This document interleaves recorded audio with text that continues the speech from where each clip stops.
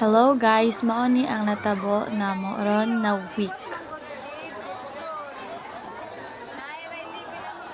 So kani guys, kay initiation ni siya sa first year. So amo silang gi-welcome. Nag-swimming na sila. Tapos awa diba hugaw kayo sila. Loy kay sila na kay nagburakay sila.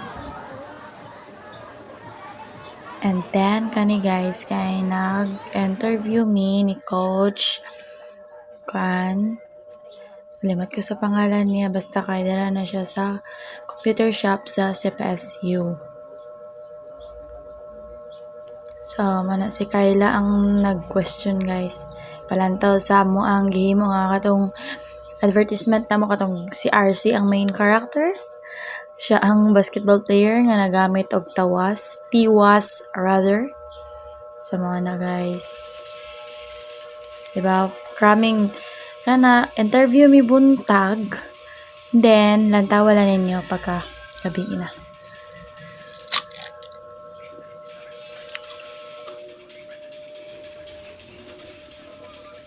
Diba? Nakatawa sila sa among gihimo nga kuhan advertisement. Taas na siya guys. Sige kay, ibanat na dira kay.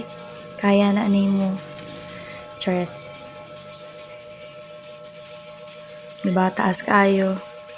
Nalingaw si coach sa among video one. Nihatag na siya og opinion or thoughts sa among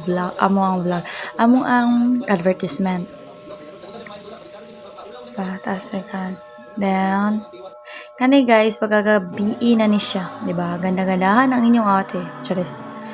Kana mga solidarity night sa CAP. Sa Wadawan kami guys. Kulihin na kayo siya. Look at that. Pero 8 ra ko na. 8 PM ra ko ni. Uli na ko dayon. Wala naman tayo masakyan. Wala man tayo uyab nga mga sugat. Diba? Awa silang Carlo. Grabe na dyan doon nilang kiat guys. Oh, na. Hello. Sige, go. Na birada kay mag-defense pa ta next week. Na exam na ta sunod. Nagkanta dali si Leonard. Present ata na siya early section. Then naman si Kyla.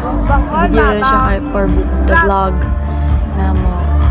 So, diba, nga guys sila.